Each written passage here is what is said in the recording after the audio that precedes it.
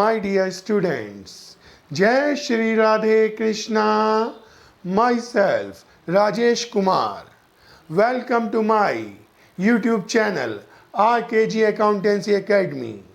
आज हम class 11th के second numerical chapter debit and credit के न्यूमेरिकल सीरीज में थर्ड और फोर्थ क्वेश्चन समझेंगे। आज मैं आपको टी शेप अकाउंट बनाना सिखाने जा रहा हूं, जो इस प्रकार है। T shape account. आज हम third question T shape account के रूप में सीखने जा रहे हैं। क्वेश्चन इस प्रकार से आएगा, open a T shape account of. किसी के ऊपर भी अकाउंट पूछ सकता है। जैसे मैंने क्वेश्चन दिया फर्नीचर के अकाउंट के ऊपर हमें टी शेप अकाउंट बनाने जा रहा हूं। And put the following transaction on the proper side of furniture account and balance the account। अब हमें बैलेंस भी निकाल के दिखाना है। अब क्या करें, इसमें पॉइंट्स क्या क्या दिए हैं एग्जामिनर ने। फर्नीचर परचेज 10,000, हमने फर्नीचर परचेज किया है 10,000 का। फर्नीचर परचेज 6,000 फर्दर, यानी हमने 6,000 का फर्नीचर फिर खरीदा है।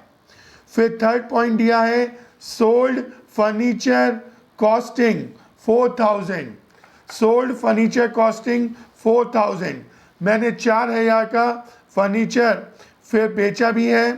और चौथा पॉइंट दिया है, डेप्रिसिएशन ऑन फर्नीचर 2,000, और मैंने 2,000 रुपये का डेप्रिसिएशन लगाया है फर्नीचर पे। अब हम इसका सलूशन सीखने जा रहे हैं। फर्नीचर अकाउंट हम हेडिंग डालेंगे पार्टिकुलर्स अमाउंट, पार्टिकुलर्स अमाउंट। ये डेबिट साइड है लेफ्ट साइड, और राइट साइड क्या है, क्रेडिट साइड है। अब हम पॉइंट्स को देखें। पहला पॉइंट है फर्नीचर परचेज 10,000, तो 10,000 का फर्नीचर खरीदा है। तो फर्नीचर क्या है, एसेट्स, और एसेट्स अकाउंट इंक्रीज कहाँ पे होता है, डेबिट साइड में। तो मैंने यहाँ पे फर्स्ट पॉइंट डाला और 10,000 रुपीज़ लिख दिया। सेकंड पॉइंट था फर्नीचर परचेज्ड फर्दर, यानी हमने दोबारा से फर्नीचर ख़रीदा है, यानी फिर दोबारा इंक्रीज़ हो गया। तो इंक्रीज़ हो गया तो हम डेबिट में दिखाएंगे। सेकंड पॉइंट 6,000 रुपये। थर्ड पॉइंट था सोल्ड फर्नीचर कॉस्टिंग 4,000, यानी 4,000 की फर्नीचर को हमने सोल्ड किया है।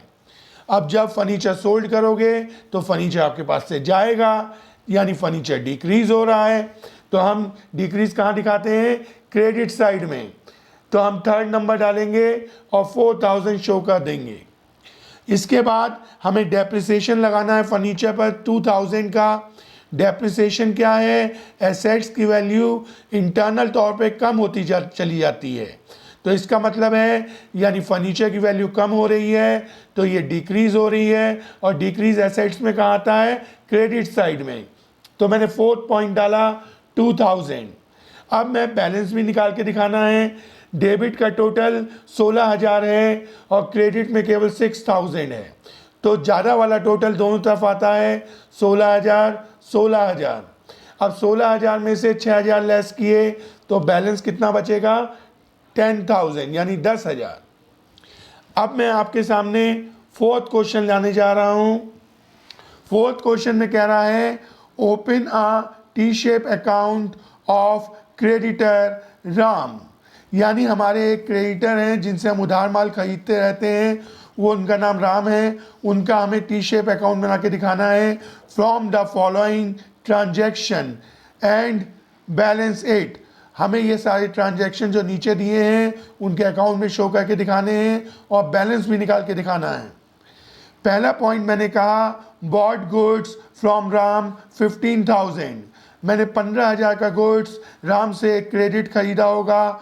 सेकंड पॉइंट है, पेड कैश टू राम, मैंने राम को 7,000 रुपीज़ पेमेंट भी दिया है।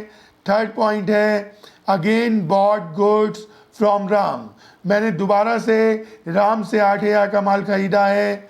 फिर उसके बाद फोर्थ पॉइंट है, goods return being defective to Ram, अब डिफेक्टिव गुड्स निकला तो मैं अपने पास कौन सा रखूँगा, मैंने राम जी को वापस कर दिया 1000 का। और लास्ट पॉइंट है पेड चेक टू राम, मैंने लास्ट में राम को चेक से पेमेंट दे दिया 10,000 का। अब इसका हम सोल्यूशन दिखाएंगे। हम बना रहे हैं राम जो हमारे क्रेडिटर हैं उनका अकाउंट। करने का तरीका तो वही है, पार्टिकुलर्स अमाउंट। लेफ्ट साइड वाली क्या है, लेफ्ट साइड वाली हमारी डेबिट साइड है और राइट साइड वाली हमारी क्रेडिट साइड है।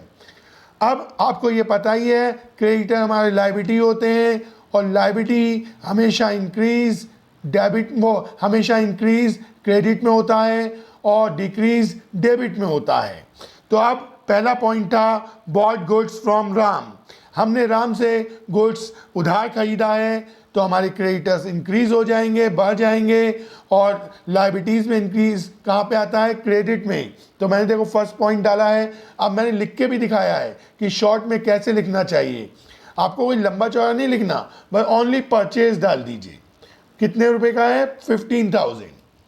अब सेकंड है पेड कैश टू राम, अब हम राम को पेमेंट कर रहे हैं।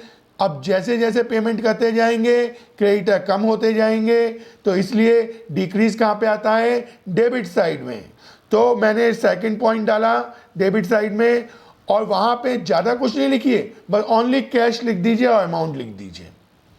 थर्ड पॉइंट है again bought goods from Ram, हमने राम से दोबारा माल खरीदा है तो ये उधार खरीदा है, यानी क्रेडिटर फिर इंक्रीज हो गए। तो मैंने इंक्रीज हुए तो कहाँ पे होंगे, क्रेडिट में। तो थर्ड नंबर डाला परचेज और वहाँ पे अमाउंट लिख दी। इसके बाद फोर्थ पॉइंट है goods return being defective to Ram, अब माल खराब निकला मैं अपने पास क्यों रखूँगा, मैंने राम जी को वापस कर दिया। अब वापस किया है तो मेरे क्रेडिटर क्या हो गए, यहाँ पे अब मतलब कम हो गए क्योंकि मैं परचेज रिटर्न किया है।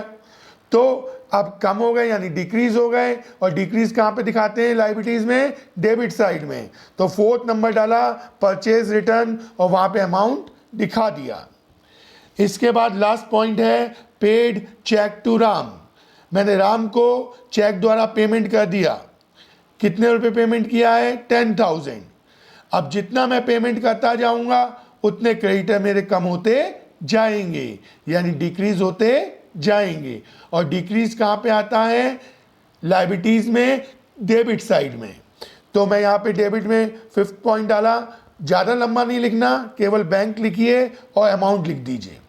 अब देखिए हमारा कहाँ का ज़्यादा है, हमारा क्रेडिट का टोटल है 23,000 और डेबिट में केवल 7, 1, 8 और 10, 18 है, यानी 18,000 डेबिट का है, 23,000 क्रेडिट का है।